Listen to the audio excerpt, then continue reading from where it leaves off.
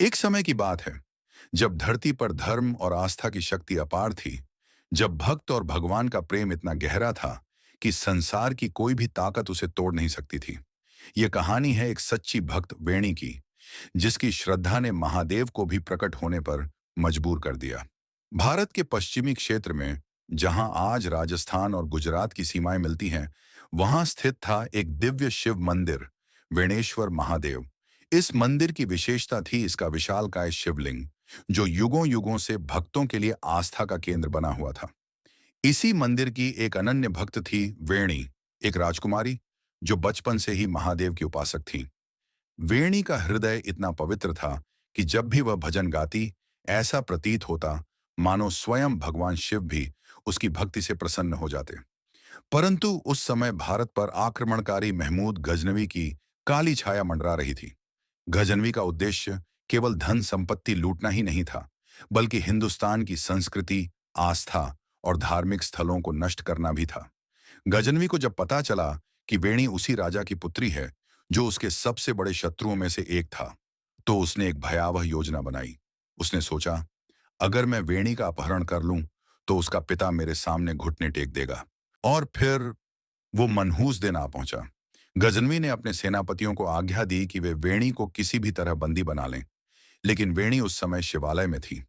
जब आक्रमणकारी सेना मंदिर में दाखिल हुई, तो उन्होंने देखा वहां एक दिव्य तेज था, मानो भगवान शिव स्वयं अपने भक्त की रक्षा के लिए प्रकट हो गए हों।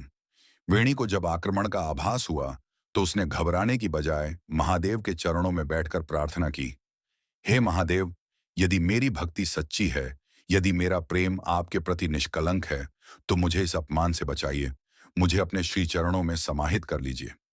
जैसे ही वेणी ने यह शब्द कहे, पूरा मंदिर अचानक गूंज उठा। शिवलिंग के ऊपरी भाग से एक दिव्य प्रकाश निकला और अचानक शिवलिंग का शिखर खुलने लगा। पूरा मंदिर महादेव के तेज से दमक उठा। वेणी की देह धीरे धीरे उस प्रकाश में विलीन होने लगी। लेकिन उनमें से एक, जो वेणी को पकड़ने के लिए सबसे आगे था, उसने तुरंत प्रतिक्रिया दी। उसने पूरी ताकत से वेणी की लंबी बालों की छोटी पकड़ ली, उसे शिवलिंग में समाने से रोकने की कोशिश की। परंतु अगले ही क्षण शिवलिंग का द्वार फिर से बंद हो गया। वेणी पूर्णतः शिवलिंग में समाहित हो चुकी थी, लेकिन उसकी छोटी का एक हिस्सा अभी भी उस सैनिक के हाथ में था। जैसे ही द्वार बंद हुआ, उसकी छोटी वहीं रह गई और एक कठोर पत्थर में बदल गई। सैनिक के चेहरे पर भय और आश्चर्य एक साथ उमड़ पड़ा। उसकी आंखें फटी की फटी रह गईं। गजनवी की सेना के सेनापति ने जैसे ही अपनी तलवार उठाई और शिवलिंग पर पहला प्रहार किया, पूरी धरती कांप उठी। मंदिर की दीवारों से तेज गूंज निकली, जैसे स्वयं महादेव का क्रोध आसमान तक पहुंच गया हो। अचानक शिवलिंग में एक रहस्यमयी दरार आई और उसमें से भयंकर जहरीले कीड़े निकलने लगे। ये कोई साधारण जीव नहीं थे। ये काले, भयंकर और प्रलयकारी कीड़े थे, जिनकी आंखों से अग्नि के समान लाल रोशनी फूट रही थी। पल भर में ही उन कीड़ों ने आक्रमणकारियों को घेर लिया। सैनिकों ने चीखना शुरू कर दिया, पर कोई बच नहीं पाया। जिस जिसने शिवलिंग पर हमला करने का प्रयास किया था, वे जहरीले कीड़ों के काटने से तड़पने लगे। उनकी चमड़ी जलने लगी और वे दर्द से चीखते हुए एक एक कर भूमि पर गिरने लगे। कुछ ही पलों में पूरी सेना नष्ट हो गई। पूरा मंदिर रणभूमि बन चुका था, लेकिन वहां न तो कोई मानव था और न ही कोई विजेता। बस शिव का अद्भुत चमत्कार था। लेकिन एक सैनिक जो अधमरा था, खून से लथपथ, किसी तरह अपनी अंतिम सांसें लेते हुए महमूद गजनवी के पास पहुंचा। उसकी आंखों में भय और आतंक समाया हुआ था। वह कांपती आवाज में बोला, सुल्तान, महादेव को कोई नहीं हरा सकता।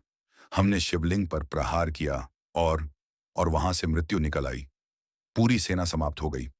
ये कहते ही वह सैनिक वहीं दम तोड़ देता है। गजनवी, जो अब तक अजेय समझा जाता था, इस घटना से हिल गया। वह भयभीत था। उसके सामने न कोई युद्ध हुआ था, न कोई सैनिक बचा था।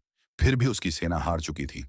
वेंश्वर महादेव का यह चमत्कार हमेशा के लिए इतिहास में अमर हो गया। जिसे मिटाने आए थे, वे खुद ही मिट गए। बोलो हर हर महादेव। अगर आपको ऐसी ही सच्ची कहानियां सुनना पसंद है, तो मैं आपके लिए ऐसी और भी सच्ची कहानियां जरूर ढूंढ कर लाऊंगा।